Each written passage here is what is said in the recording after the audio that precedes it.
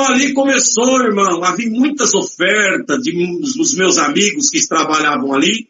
Eles eram pessoas do mundo, eles falaram, como que você pode? Não conhece um cinema, não conhece a praça, não conhece nada. Você precisa ir na praça com nós. E um dia, irmão, cheguei em casa e falei para minha mãe. Falei, mãe, eu não vou na igreja sábado, não. Não vai? Não vou. Sábado eu vou lá na praça porque vai passar um filme e eu vou no cinema. Minha mãe ficou calada, irmão, não falou um A. Um A ela não falou, não questionou, não falou um A. E quando chegou no sábado, irmão, eu saí de lá do meu serviço, nós saía por volta mais ou menos de 8, 8:30 da noite. Quando eu cheguei, irmão, na minha casa, a minha mãe estava na igreja, irmão, e eu entrei para dentro de casa, irmão, já comprometido para mim ir lá para a praça. Irmão, e eu tomei um banho rápido, passou um amigo meu lá de a pé e nós fomos para a praça. Chegamos lá, tinha um coreto, um alto-falante, irmão. E lá os namorados ficavam pedindo música e tocavam aquelas músicas, a gente ficou debaixo daquele coreto. Irmão, e eu comecei a perceber, irmão, as trevas naquele lugar. Não comecei a sentir bem, comecei a sentir mal.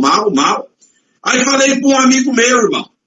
Falei, olha, eu vou embora. Ele falou, não, mas a sessão do cinema começa aqui 10:30. Você aguarda, não assiste o filme e vai embora. Até 1h, 1:30 da manhã nós estamos em casa. Eu falei, não, vou embora, não estou sentindo bem. E fui, irmão. Quando eu cheguei na minha casa, minha mãe já estava lá. Já tinha acabado o culto, ela estava em casa. Ela olhou para mim e só disse assim, uai, você não ficou para assistir o filme? Falei, não. Só que é o seguinte, mano, eu não vou lá no cinema, eu não vou lá na praça, porque eu não senti bem, a conversa deles não é a mesma conversa que a minha. Só que eu também não vou mais na igreja, irmão. Quando eu falei assim, o espírito da frieza entrou em mim, na hora. Por isso tem que tomar cuidado com o que abre a boca, viu, irmãos? Cuidado. O adversário, ele é oportunista. Se nós dá brecha, abre a boca, ele trabalha naquilo que nós fala. Não vou mais na igreja. Irmão, entrou um espírito de frieza em mim, acabou. Não ia mais em reunião de jovem, não ia mais em visita quando o cooperador de jovem chamava, não ia mais em culto oficial. Acabou, irmão. Eu trabalhava, estudava e trabalhava, e não fazia mais nada. Mas eu não sabia, irmão, que naquela noite que eu falei para minha mãe que eu não iria mais na igreja, ela buscou a palavra. Enquanto eu estava na praça, Deus estava falando com ela na igreja. E o Senhor disse assim para ela, tu vieste aqui hoje aborrecida, porque alguém disse para você, eu não vou na igreja, eu vou em outro lugar, e você chorou. E você não deixou ele ver o teu choro, mas eu te vi. Pois eu te digo, teu filho é um peixe fisgado pelo anzol da graça. No tempo oportuno, Deus vai puxar esse anzol e vai trazer ele como um peixe. Ele vai chorar, vai gemer e você vai ver que sou eu que estou trabalhando na vida do teu filho. Porque escolhi ele e dei de profeta por nação. Da boca dele tu comerás a minha palavra. Irmão, ela guardou isso no coração. Nunca me contou, não contava. E eu frio na fé, não tinha vontade mais de servir a Deus. Amados, e nisso, passou-se um ano e eu gelado. Cooperador de jovem lá em casa, música, não tinha vontade de mais nada, irmão. Passado aquele ano, irmão, saiu uma excursão. Na época falava excursão. Ia sair de Monte Azul Paulista para a cidade do Rio de Janeiro, que é a cidade do Levi Macedo. Irmão, certo é que eu fiz o meu pai e minha mãe assinar uma autorização. E nós foi naquela excursão com alguns alunos e 6 professores. Quando chegamos no Rio de Janeiro, irmão, ficamos ali, conhecemos, irmãos, os museus históricos, as partes históricas da cidade, ficamos hospedados, irmão, numa escola ali. E quando nós íamos saindo, irmão, do Rio de Janeiro, que nós íamos embora, tinha uma professora no nosso meio, ela é viva até hoje, chama Dona Ângela. A Dona Ângela, ela seguia a doutrina espírita, irmão. E ela falou assim, antes de nós ir embora daqui do Rio de Janeiro, nós vamos passar num lugar para nós ser abençoados.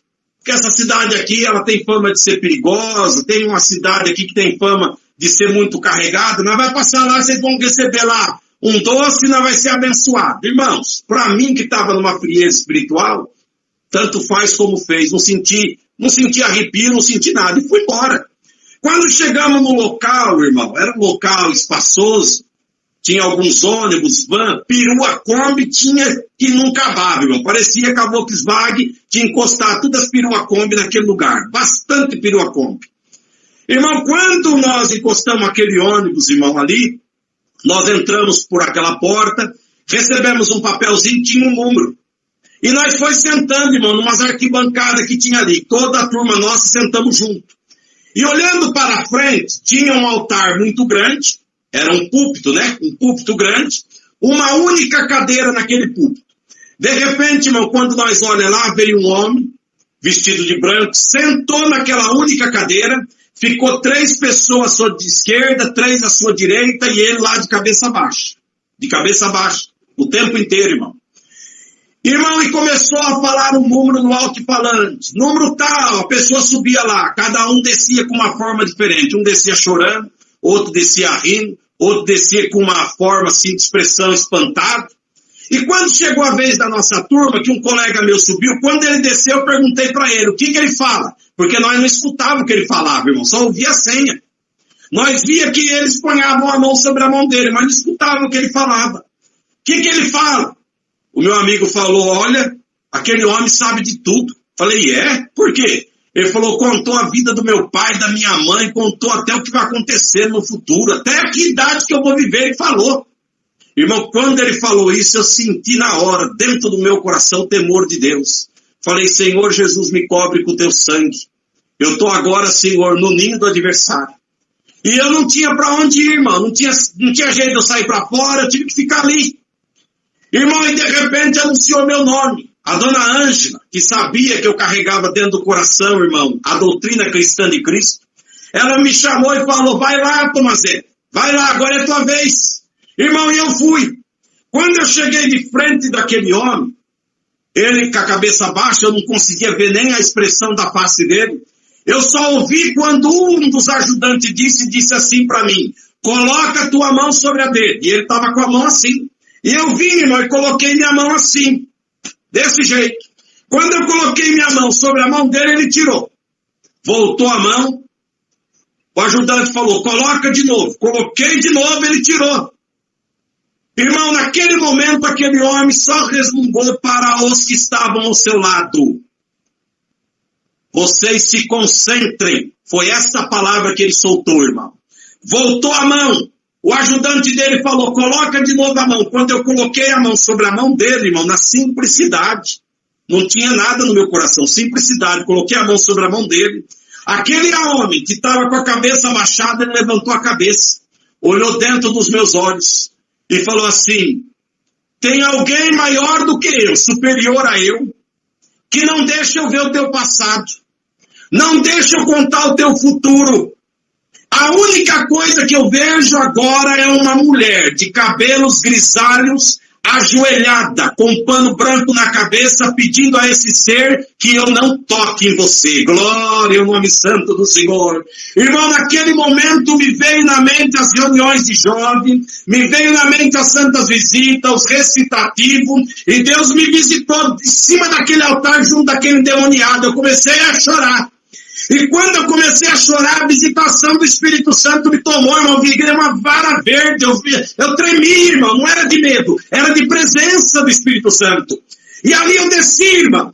Quando eu desci, que eu passei perto da dona Ângela, que eu passei perto daquele meu amigo que tinha falado que o homem sabia tudo, ele falou, e aí, eu não falei que o homem sabia tudo, eu falei, olha, eu vou te falar a verdade, é a primeira vez que eu vejo o pai da mentira falar a verdade. Glória ao nome santo do Senhor. Ele falou, por que pai da mentira? Eu falei, porque quem fala na boca desse homem é o diabo. E o diabo acabou de falar que a minha mãe está ajoelhada pedindo para Deus me guardar. Lama salaia. Irmão, a tua oração está guardando o teu filho, está guardando a tua filha. Ele pode estar por um fio de cabelo, mas enquanto os teus joelhos estiver dobrado na terra, a tua oração guardará a tua vida. Cheguei em casa, irmão, sortei a minha bolsinha assim, abracei minha mãe, beijei minha avózinha querida. Saudei ela. Falei, mãe, que jeito que a senhora orou para mim? do jeito que eu sempre oro. Não, eu quero escutar a tua oração. Fala que jeito que a senhora orou. Eu pedi para o Senhor que na onde você colocasse a planta dos teus pés, ainda que fosse em desobediência, Deus colocasse a deles. Que na onde você colocasse as tuas mãos, que as mãos de Deus estassem sobre a tua. Irmão, naquele momento eu já não tive mais dúvida. Deus já visitou meu coração. Eu falei, então entendi, mãe. Hoje de manhã eu tive dentro do inferno, mas a oração que a senhora fez a Deus me guardou de Satanás não tocar na minha vida. Glória ao nome santo do Senhor. Irmãos, agradeço a Deus que, irmão, diante desse grande sinal, irmão, passados-se alguns dias, eu acordei de manhã, irmão, bem cedinho para trabalhar, entrava no posto de gasolina 6 horas, 5h20 eu já estava de pé, já arrumando. E quando eu fui diante do espelho, irmão, do banheiro, que eu olhei para mim, eu não me reconheci. A pálpebra do meu olho estava caída. Os meus lábios, irmãos, tinham inchado, que estava dobrado para fora. A cartilagem da orelha, é cartilagem, irmão, inchou, ficou vermelha, que ficou enorme. Olhei para o meu corpo cheio de bolhas, distorando, saindo líquidos. Naquele momento eu gritei, porque eu vi um terror. Quando eu gritei, minha mãe veio, olhou para mim e falou, Senhor, tem misericórdia. Chamou meu pai, embrulhou eu no lençol e levou eu para o hospital de Monte Azul. Quando chegou no hospital de Monte Azul Paulista, o médico falou, isso aqui não é para nós, leva para Catanduva. Viemos aqui para Catanduva, chegamos em Catanduva, fomos atendidos por uma equipe do Dr. Antônio. Eles fizeram tudo quanto é teste, me furaram os braços, furaram a orelha, fizeram teste o dia inteiro.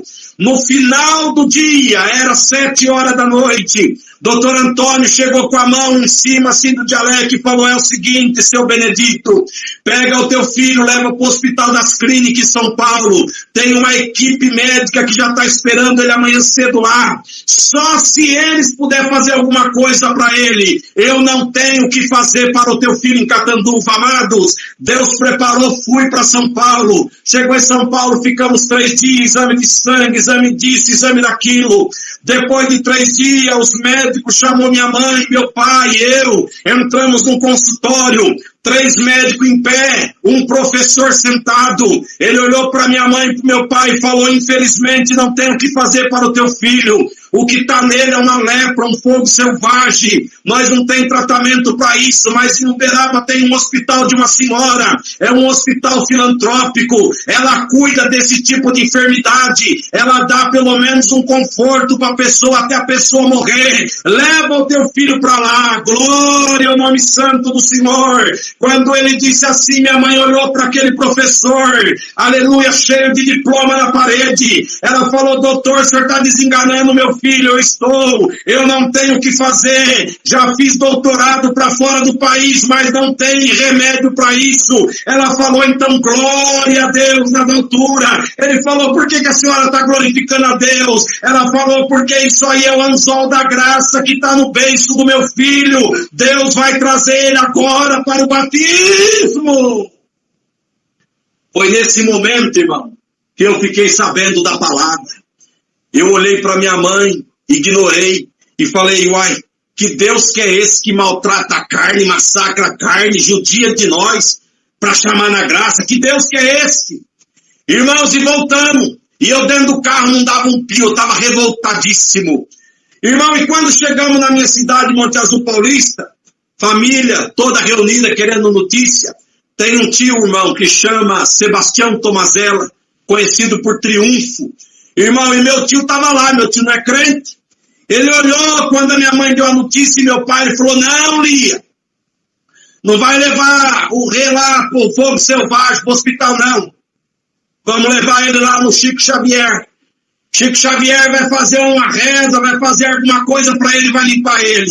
Irmão, quando ele falou o nome desse homem, Deus me visitou e me levou lá no Rio de Janeiro, irmão Abdi. Me levou de novo lá dentro daquele centro espírita.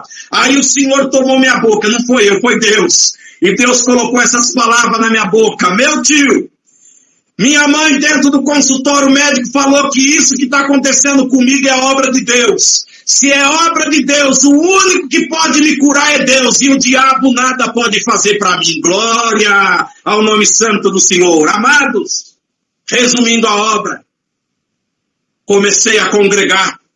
E o primeiro dia que eu entrei dentro da congregação, eu me escondi, irmão, porque eu era um monstro. Eu era um monstro. Vocês acreditam, irmão, o que eu estou falando? Eu era um monstro. Eu amanhecia de manhã cheia de bolha. Do jeito que eu punhava a roupa, a camisa, irmão, aquelas bolhas, elas iam dissorando, eu tinha que ficar trocando de roupa, lençol, tudo. Todo dia eu pegava 1 litro de álcool e despejava da cabeça aos pés para sentir um alívio, irmão. De tamanho que era a aflição e de tamanho medonha que era o problema. Era 1 litro de álcool por dia. Pasta d'água, irmão, parece que eu era pintado de branco, de tanta pasta d'água que passava no meu corpo. Estou relatando aqui, irmão, para os irmãos saberem que tamanho que é a aflição. Mas, queridos, aquele dia eu encolhi lá atrás. E Deus falou com a igreja e não falou comigo.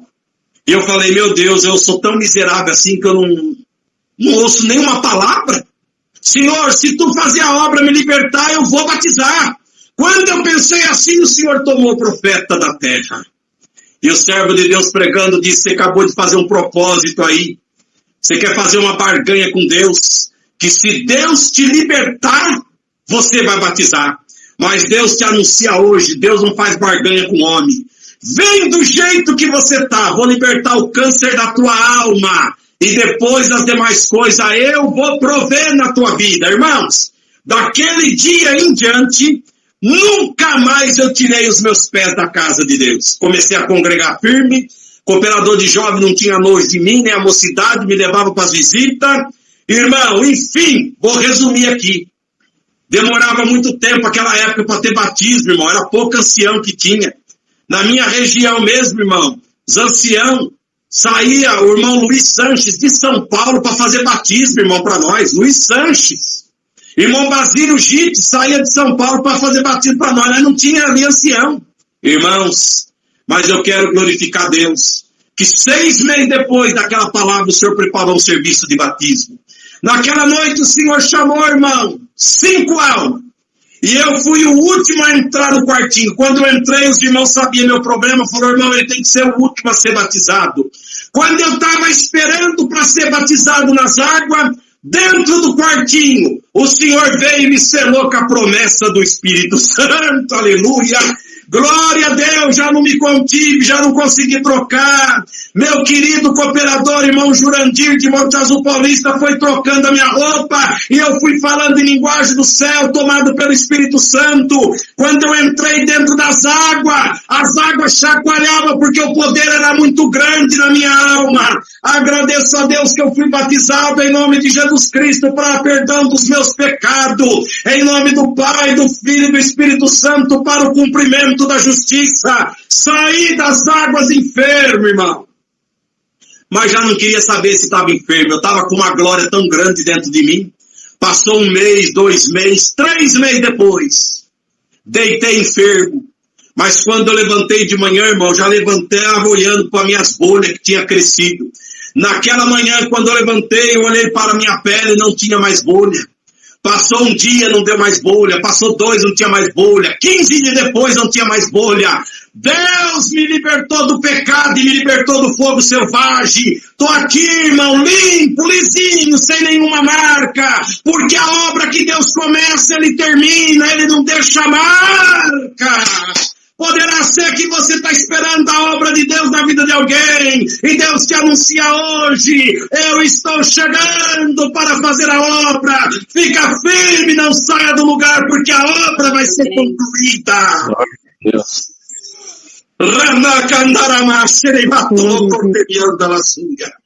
Hoje eu louvo a Deus, irmão, que Deus me deu esposa, me deu 2 filhos, me deu uma casa que hoje eu posso dizer... Eu e a minha casa servimos a Deus nesta terra. 2 filhos batizados, 2 filhos batizados com a promessa do Espírito Santo e evidência de novas línguas, 2 músicos oficializados, que é a alegria da minha casa. Não tenho palavras para agradecer a Deus. Se eu for fiel a Ele todo dia, vai ser pouco para pagar aquilo que Ele fez pela minha alma, escrevendo o meu nome no livro da vida e me dando a certeza da vida eterna em glória. E hoje você está aí, nesta reunião, muitas das vezes questionando o Senhor por qualquer problema, mas Deus hoje te diz, alegra, porque o teu nome está escrito no livro da vida. Meu Deus, glória ao nome santo do Senhor. Xarabalaya. Rumba que parte de aste que cantará xarabada cantare. Aleluia. Esta obra o Senhor pediu para contar. E se o Senhor pediu contar é porque tinha necessidade, irmão. Estamos aí, irmão. Se Deus moveu o coração de alguém para glorificar a Deus em alguma obra, temos alguns minutinhos. Serve a Deus quem sentir da parte de Deus. Aleluia, Jesus. Glória a Deus.